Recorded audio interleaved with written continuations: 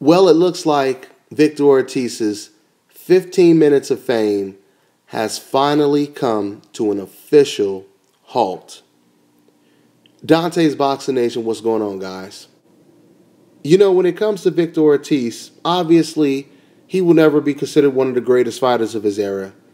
He'll probably never be a Hall of Famer. But at the same time, from my perspective, a person who is very close to the sport of boxing, like I said, with my son who boxes, we as fathers, we all dream, of course, that, you know, our son is going to be the best amateur in the world, and then he's going to turn pro and become one of the best pros. Or even if he doesn't become one of the best pros, hopefully he makes it to where his life is covered. In other words, he will never have to, you know, take a 9-to-5 job and work for someone. Hopefully he'll make enough money to where he will be set for life. Okay? And when it comes to Victor Ortiz, in many ways, was able to do this. You know, I was watching a football documentary on Netflix the other day. I don't even remember what the name of it. But basically, it was a documentary where they were following 4 college players all the way to the draft. And this is their dream. This is their biggest dream, of course, these players, to, of course, get drafted to the NFL. You know, this is all they kept talking about. I want to buy my mom a house. I just want to make sure I'm set, et cetera, financially. Right? Now, out of the 4 players, only 3 of them got drafted at the end of the documentary. But they weren't first round, second round, weren't even third round picks. They were all the way at the bottom, all 3 of them. They were what, 4th round picks, I believe. Now, I don't watch a whole lot of football, but I like to watch documentaries, etc. But the sign-in bonus disparity from being drafted round 1 as opposed to round 4, as you guys can imagine, is a big difference when it comes to what type of sign-in bonus that you receive. Well, anyway, these 3 players that were drafted, like I said, they were at the bottom, you know, of the draft. And they all got a $2.3 million sign-in bonus to sign with the NFL. So that's a happy ending, right? That's a very happy ending. All of these players jumping up and down, the families crying, big celebration. These players, they just went from rags to riches. Now, of course, they didn't get that $6, $8, $10 million signing bonus that the first round draft pick guys got. But they're happy because they are officially millionaires. All right? They can buy their mom a house. They can live comfortable. And that's pretty much what Victor Ortiz got when he signed a contract to fight against Floyd Mayweather. He instantly became a millionaire. He instantly went from rags to riches. I believe he got $2 million against Floyd Mayweather. Okay?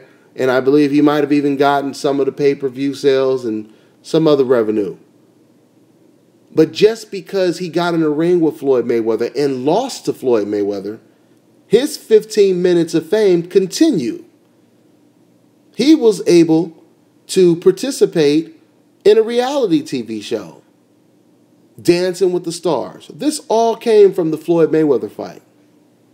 Then he got another very good check fighting on another major network, TV network, Showtime, fighting against Josito Lopez. We all know how that turned out, of course.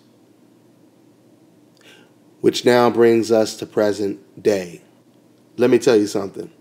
That is a long-ass 15 minutes of fame.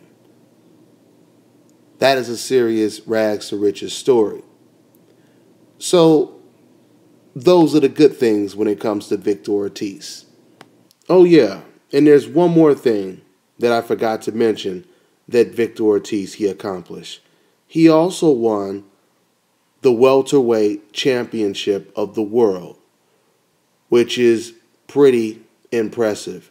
And he did it over a pretty good fighter at the time, Andre Berto, a guy that he was actually considered the underdog going up against. So that's another good thing about Victor Ortiz. So now let's talk about the negative when it comes to Mr. Victor Ortiz. Now I want to talk about this fight. The first 30 seconds, my mouth almost dropped when I seen vicious Victor Ortiz trying to attempt the exact same headbutt that became infamous in the Mayweather-Ortiz fight. It was almost like I was watching a rerun. I could not believe it. I could not believe it. It just goes to show you how dirty of a fighter that Victor Ortiz is naturally.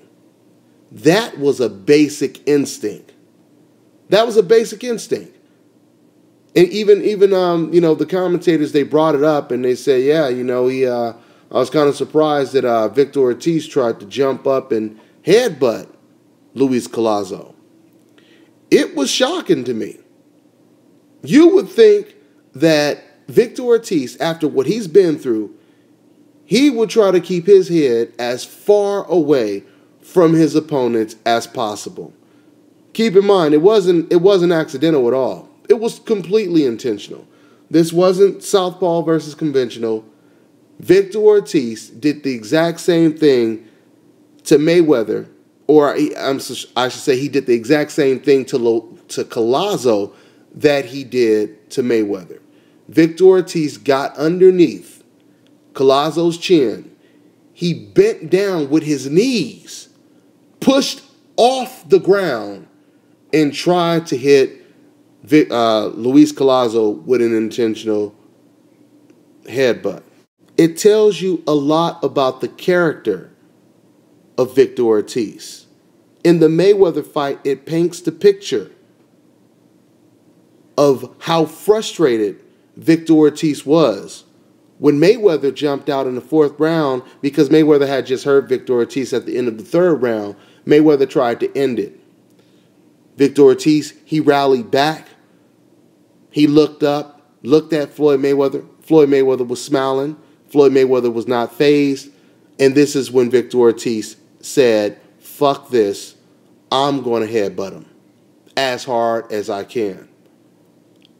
It was the frustration that was kicking in, setting in. Victor Ortiz, he pulled a Mike Tyson, and he said, I'd rather be disqualified than be knocked out by this guy that my countrymen and everyone else is pulling so desperately for me to win and beat this guy. There's no way I can get knocked out by a guy like this. I'd rather be DQ'd. And that's what Victor Ortiz did. This is the type of character that is behind the name Victor Ortiz. Okay? So with that out the way, let me go ahead and give a big congratulations to Luis Collazo. I'm not going to sit here and tell you that I picked Collazo to win the fight. I will only tell you guys that I looked at this fight as a 50-50 fight. I knew that Victor Ortiz, he had a very difficult draw going in the ring with someone like Luis Collazo. I always thought that Ortiz may have had a better chance against Carlos Molina, because at least Molina is just going to hold you on the inside when you get on the inside.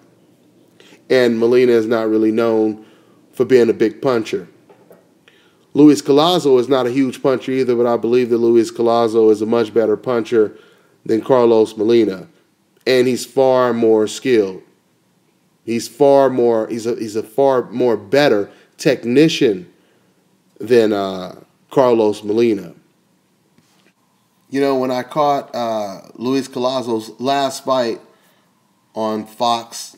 He was fighting a guy named Alan Sanchez. The guy was 12-1 with, I forget how many knockouts he had, but he had a decent record, and it was a 50-50 type of matchup. And I remember watching it, and Luis Collazo, he looked really good in that fight. And I said to myself, wow, I'm surprised that Victor Ortiz is fighting Luis Collazo for his comeback fight. It just seems like a very tough fight for Victor Ortiz. And that's exactly what it turned out to be. A hell of a tough fight for Victor Ortiz. Collazo looked very strong. Victor Ortiz, he came out trying to be very aggressive, but with Luis Collazo's slickness, he was slipping most of the punches with ease. And of course that last round, or the last couple seconds of the second round, came, and right in the middle of exchange, I believe it was the right hook, Collazo caught Victor Ortiz with a perfect hook. And Victor Ortiz never recovered. He fell to the ground. Victor Ortiz, he could have got up. He wouldn't have stood up for too long, but he decided to stay on the ground. Okay? And, I'm not going to even go there. I'm not even going to go there. I'm just going to leave it at that. He stayed on the ground. Okay? So, the point is, this whole video is Luis Collazo is on his way back up to the top, and Victor Ortiz is on his way to the very bottom of the mountain. Oscar De La Hoya is already advising Victor Ortiz to retire. Victor Ortiz has been knocked out, or technically knocked out, in his last 3 fights. Like I said, he's done a hell of a job with his 15 minutes of fame. You might as well hang it up, Victor. Now, don't get me wrong. I understand that, he's still young, and it's very possible they could throw him in there as an opponent with some new rising undefeated fighter, and all it takes is one good right hook, left hook for Victor Ortiz to be right back on the saddle and be getting another big shot, big check on HBO or Showtime. It's possible. It's very possible. But how long does Victor Ortiz want to, go on that roller coaster, up and down, up and down? It's very stressful. Okay? Victor Ortiz's last fight against Josito Lopez, it was such a stressful loss that Victor Ortiz's own trainer left him. He didn't feel that Victor Ortiz was tough enough. Truth be told, that's the reason why Victor Ortiz separated from his last trainer. His trainer felt that Victor Ortiz was not tough enough. Okay? Says a lot. Says a lot. So, yeah, man. Things don't look good for Victor Ortiz. He probably should retire. And when it comes to Luis Collazo, this man has just resurrected his career. Man, guys, I don't think you understand how hot the 147-pound division is. From 140 all the way to 154. Look at 154. Like I said, Edislani Lara, Charlo, Demetrius Andrade, Canelo Alvarez, the winner of Charlo Molina. And then you have the welterweight division, Floyd Mayweather, Tim Bradley, Sean Porter, Keith Thurman. Now you got Luis Collazo, the new kid on the block, Eddie Gomez, Maidana, Provodnikov, maybe in the future, Danny Garcia. So these divisions are stacked, and I look forward to seeing some great fights in the future. I'm on to the next one, guys.